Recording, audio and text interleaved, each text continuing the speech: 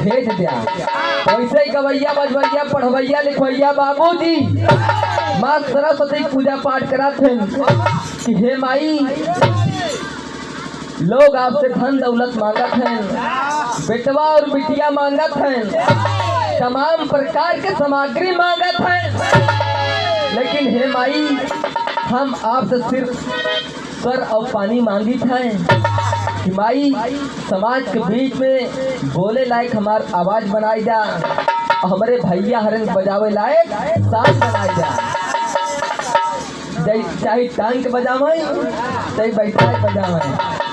लेकिन मैया कहना बा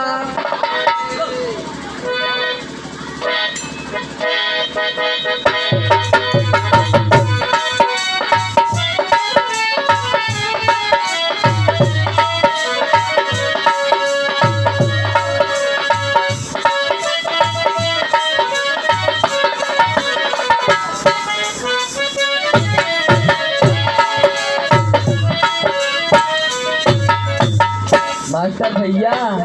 जैसे हमारे लकी भैया काफी दिन बाद प्रदेश से लगता है, जैसे फौजी जोहत रही कि अब के आई जाते हैं, अब आई जाते हैं, अब आई जाते हैं, वैसे बाबूजी दिवाली त्योहार नजदीक बा, कौनो दुल्ही के पिया प्रदेश से आवत है और जब यारी फोन करा फिर अपने दुल्ही से बतावत है कि छुट्टी पास हो गए बा, तब उनके दुल्हन अपने सैया के अगवानी में एकदम सज संवर के राजा एकदम दरवाजा के सामने खड़ी यहाँ केवाड़ा की जंजीर पकड़े यहाँ और अपने अंगूठा से माटी खोदत यहाँ और उनके पड़ोसी सोचा थी का हो क्या बात यह है, बड़ा लहान तहान में है, तब वो कहाँ पे तोहका ना पता बा,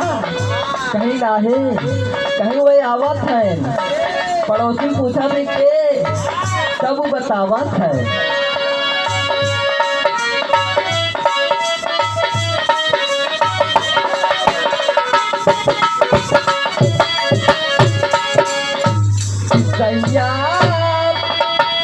सैया अरे छुट्टी लैके आवा तार लघारावा आज टेलीफोन आइलबा,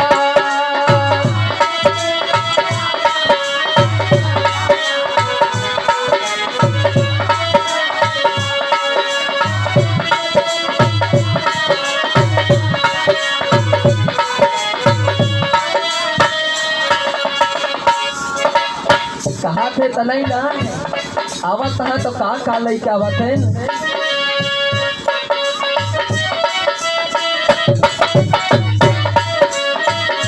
कहा तारे साया साड़ी तोहरे बात किनले पानी,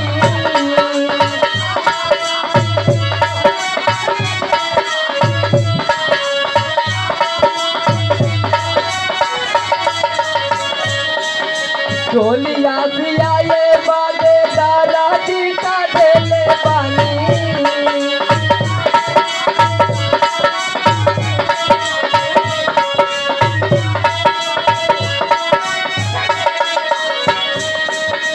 अरे लिहले आई हसंत पाउडरावा सैया लिहले आई हसंत पाउडरावा आज टेलीफोन आइलबा,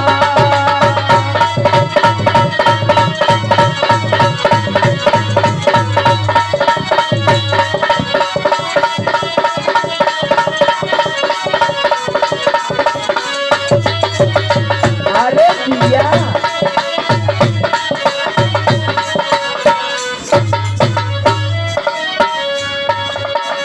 लेकिन बाबूजी यही भाव में बेटवा माँ विंध्यवासिनी के दरबार में जात है और अपन अर्जी सुनावत है। बाबूजी गवैया खातिर कहा थे कि 3 चीज जरूरी बा, साज समाज आवाज। बाबूजी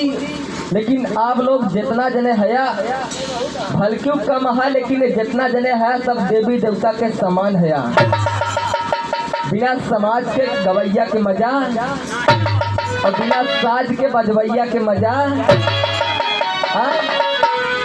लेकिन बेटवा जात है कैसे कैसो न कैसो माई से निवेदन करत है और माई से कहा तो भाई हमका वो लाइन पे लाई जा ताकि हमार भैया बाबू हरे खुशी हो जाए। कहा देखा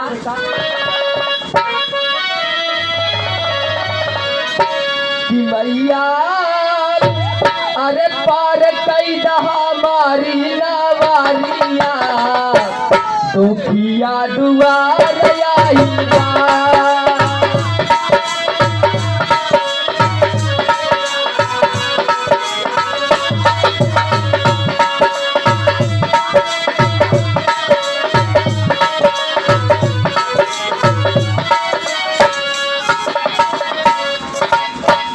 कहा से मैया पार कैदा हमारी नवरिया